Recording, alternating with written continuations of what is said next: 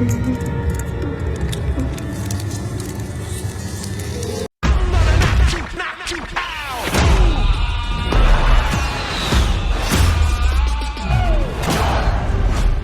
opens at the Dursleys' home, where Harry Potter lives and is staying as usual during the summer holidays. Uncle Vernon's sister Marge comes to visit and treats Harry with general contempt. She viciously insults him and his parents. With the pup. Shut up! Shut up!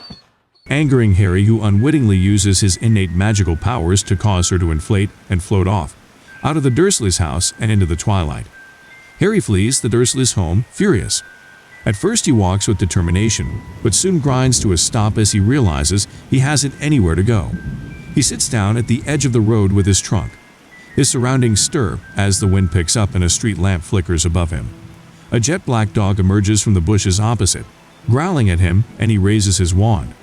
At that instant, however, the eccentric night bus, for lost witches or wizards, makes a sharp appearance and escorts Harry on a wacky journey to the wizard's pub, the Leaky Cauldron. While there, Harry learns that Sirius Black, an alleged supporter of Lord Voldemort, the Dark Wizard, has escaped from Azkaban Prison.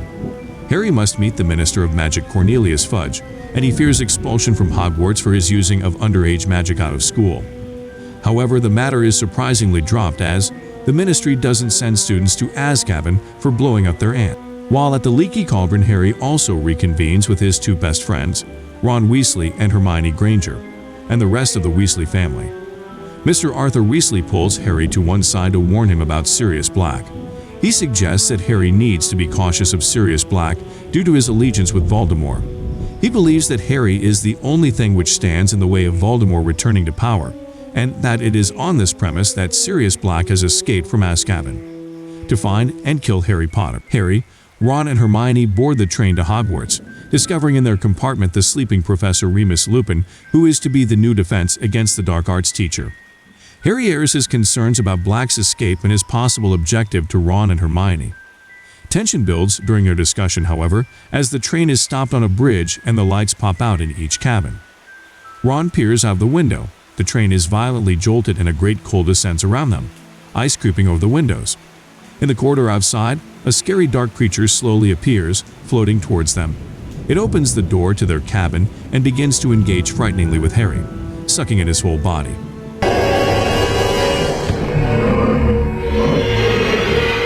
The sleeping teacher suddenly wakes, stands up, and repels the creature with a very bright white light emanating from his wand.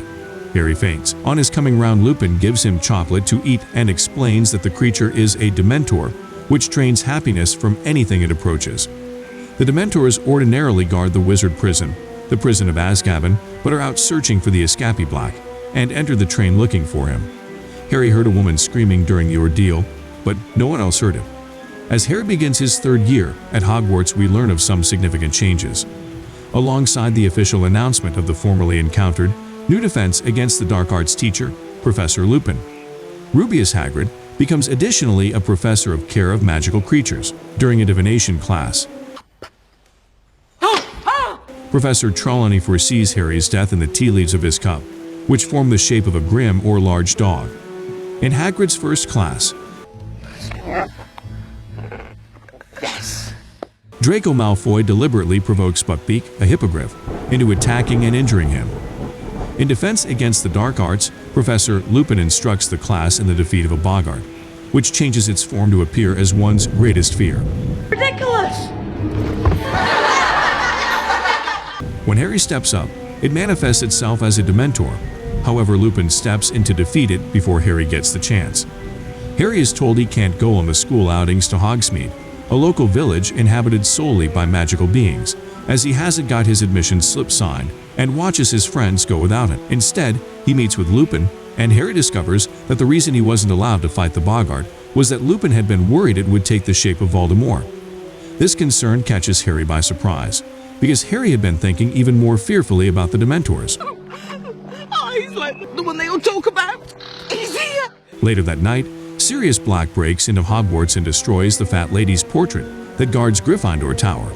The students spend the night sleeping in the Great Hall while the teachers search the castle for Black.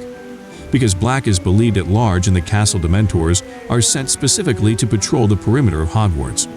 Next day, Professor Snape replaces Lupin as defense against the dark arts teacher, while Lupin is intriguingly incapable of teaching at the present time. In an odd divergence from routine, he teaches the class about werewolves during the next school Quidditch match, a popular wizard sport. Several Dementors approach and try to engage their powers over Harry, causing him to faint and fall off his broomstick. Dumbledore breaks Harry's fall, but his broomstick flies off into the magical tree, the Whomping Willow, and is destroyed. Harry wonders why the Dementors seem to have a special interest in him, and Lupin reveals that this is due to the horrors within Harry's past. Harry considers that he needs to know how to defend himself against them, and convinces Lupin as such, who agrees to teach him. At the time of the next school outing, still keen to go to Hogsmeade, Harry attempts to sneak into the village under his invisibility cloak, but is caught by Fred and George Weasley, who give him the Marauders' map. It is a map of the entire school, and shows the real-time locations of everyone on the grounds. Fred and George also tell Harry that the map shows the whereabouts of several secret passages out of Hogwarts, ideal for leaving undetected. Once in Hogsmeade Village, and back under his invisibility cloak, Harry catches sight of the Minister Fudge and Professor Minerva McGonagall chatting in the street, discussing Black and himself. He follows them as they go inside and is shocked to overhear that Sirius Black was his parents' best friend, and is still his godfather and a legal guardian. Black supposedly divulged the Potters' secret whereabouts to Lord Voldemort and murdered their friend Peter Pettigrew, as well as 12 Muggle bystanders, non-magic humans. Harry vows to kill Black. On returning from the outing, we find out from Hagrid that as a consequence of Lucius Malfoy's complaint, Buckbeak has been sentenced to death. That same night after hours, Harry is astonished when he sees the aforementioned Peter Pettigrew's name on the Marauders' map. He goes looking for him, but can't find him. After Professor Snape discovers Harry out of bed, the map is confiscated by Lupin, who meets them, and, covering for Harry, tells Snape it is merely a joke parchment and of no significance. Harry has the agreed private class with Lupin, in which he must generate a Patronus, a shield that is used to repel the Dementors. Lupin has him test himself out on a boggart. He fails the first time, Expecto Patronum! Come on, sit up. but conjures one on his second attempt. Patronum!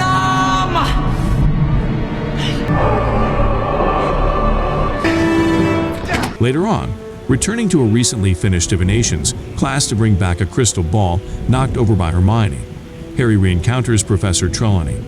She grabs Harry by the shoulder, Return tonight. Sorry? speaks as though possessed, and predicts that the Dark Lord's servant will return to him that night and that innocent blood shall be spilled. When Harry, Ron, and Hermione learn that Buckbeak is to be executed, they visit Hagrid in his hut to console him. While there, Hagrid says they cannot remain with him during the execution and that Buckbeak can't be set free, since the officials would know it was Hagrid. Hagrid has also found Ron's lost rat Scabbers and returns him to Ron. I think that means you owe someone an apology. Right. Next time I see Crookshanks, I'll let him know. I meant me. As the execution party approaches the hut, stones fly in through the window, and they leave and run back to the edge of the castle. What? I just saw... Never mind. Watching the execution from afar,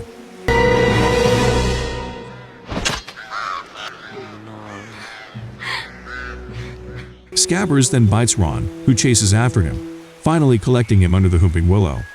The black dog makes another appearance and attacks Ron and drags him, along with Scabbers, into a hole at the tree's base. Harry and Hermione follow, finding a tunnel which leads them to the Shrieking Shack. Inside, in a fast-moving scene, Harry, it's a trap. He's the dog. He's an animagus. Harry finally confronts Sirius Black. Black can transform into animal at will, thus he is also the infamous Black Dog. Professor Lupin, who had spotted the group on the confiscated Marauders' map, suddenly bursts in and embraces his old friend Black. Confronted by Hermione, Lupin admits to being a werewolf. Lupin and Black then explain that Black is not the one who betrayed the Potters, rather it was Peter Pettigrew, who has been hiding for 12 years in his animagus form as Scabbers, Ron's rat. He is Voldemort's servant, not Black, and after some squealing resistance, Pettigrew finally confesses that it is true. Black responds by transforming again into the Black Dog in order to protect Harry, Ron, and Hermione. That's my old friend.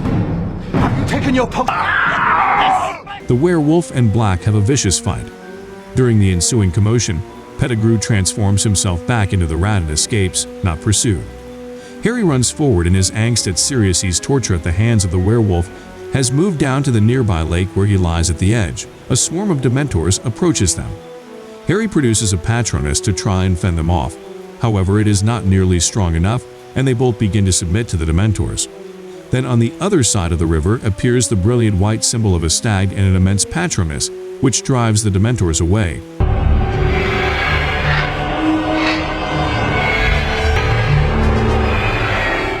Harry faints. Harry awakens in the hospital wing to hear the news that Sirius Black has been captured and is about to be given the Dementor's kiss to suck out his soul.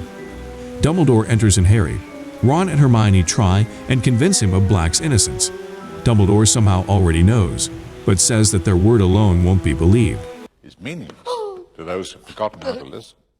However, he suggests mysteriously that Harry and Hermione travel in time back by using Hermione's time-turning device, and at least save both Black and Buckbeak from their fates.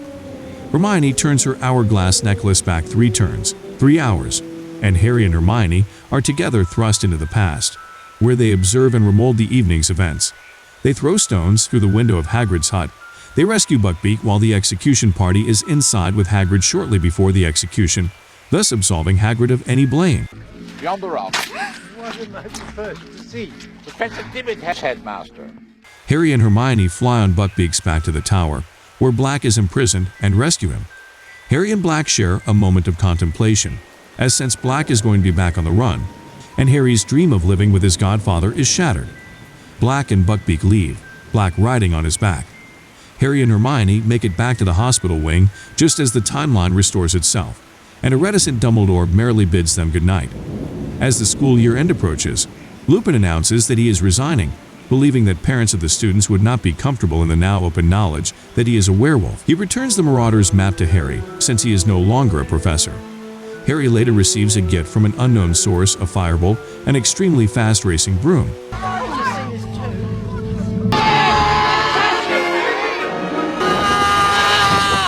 I feel bad to say this, but this is the end of the video. But don't worry, there's more of Harry Potter coming on the way. Just make sure to hit subscribe button and the notifications bell so you won't miss it. See you soon, family.